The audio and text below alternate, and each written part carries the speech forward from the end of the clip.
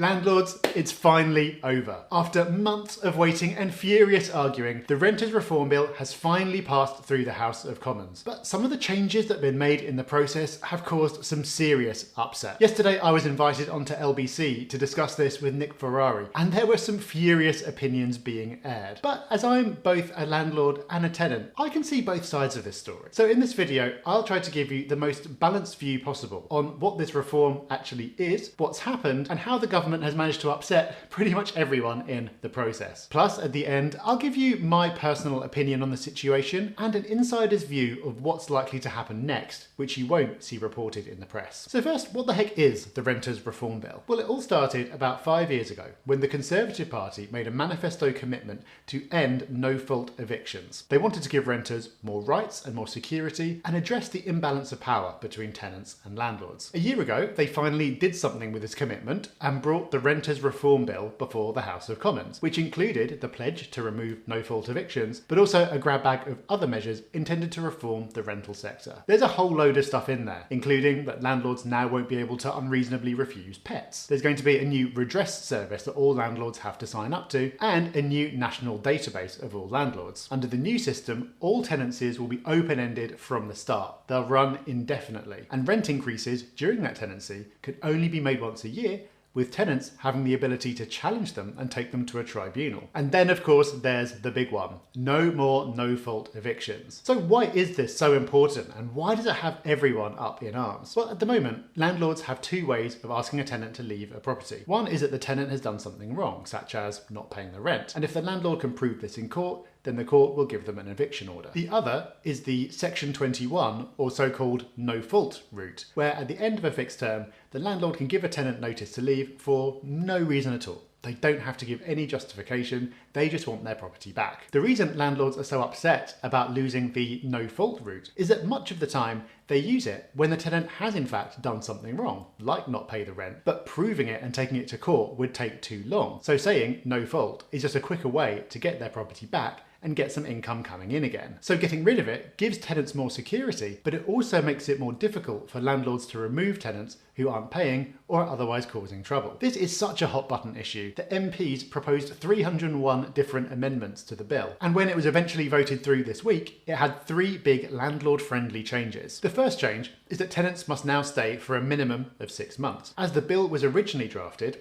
tenants could move in and immediately give 2 months notice on day one. But now, even though tenants won't have an end date, and they can run on for any length of time, there will always be this 6 month minimum. The second change is specific to student tenancies, where it's normal for a new set of students to move in every September. But if the landlord can't be sure of having the property back by then, because the previous tenancy has no end date, that becomes impossible. So an exemption has been agreed for student properties where landlords are able to give 2 months notice over the summer to make sure the property is available for September again. And then there's the big one. No-fault evictions will end, but not immediately. It will only come into effect when the Lord Chancellor has assessed the court system and believes that it is ready. That's because when there's no more no-fault and all landlords will have to prove a reason, that will mean far more cases coming to court, and the court system can't really cope with the workload it's got now. So what does this delay mean? Well, this has been widely misreported in the press, and there's been a lot of confusion, but here's what's going to happen. So, the bill should be signed into law before the end of this year. When that happens, the government will set a date at least 6 months in the future when the measures within it will come into force. So that takes us to roughly the summer of 2025. So when that day comes, we'll have the new redress scheme, the landlord database, and everything else in the bill, and all new tenancies created from that day forward will be of the new open-ended type with no-fault way of ending them. This isn't clear to anyone because the way it's been reported makes it sound like the end of no-fault evictions has been indefinitely delayed for everyone. In fact, that's only true for tenancies that already existed. They will stay exactly as they are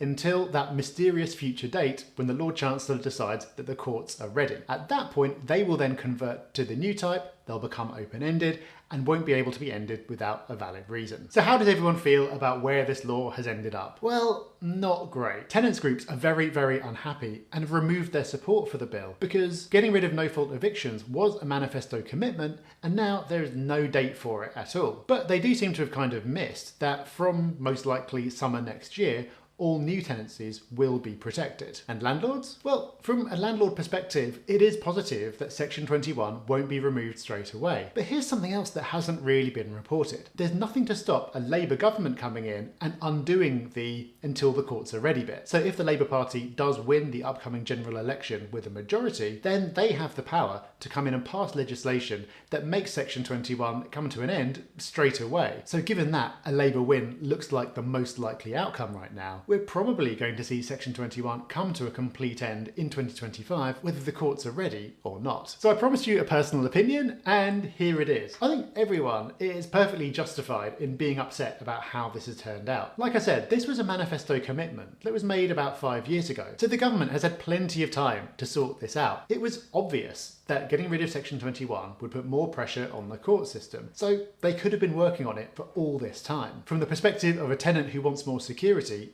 of course you're going to feel let down. But I also think that landlords are within their right to be annoyed about the entire situation around evictions, because in truth, I don't think most landlords would care about the end of Section 21 at all if they had faith that the courts work properly. As long as you can get your property back within a reasonable space of time, if you want to sell it or move into it or your tenant stops paying rent, who cares what the method is, as long as it's quick enough? I was talking to a landlord the other day who just used the no-fault route because a tenant had stopped paying rent, and it took him 14 months to get his property back. And that is supposedly was the quick and easy way that landlords allegedly just use on a whim. Clearly, the courts don't work now with their existing workload, so it seems like it's going to be madness when they suddenly get a whole lot busier. Last year, a cross-party committee told the government to consider setting up a specialist housing court before getting rid of Section 21, but for some reason they haven't showed any interest in that at all. Ultimately, the principle that tenants should feel secure in their home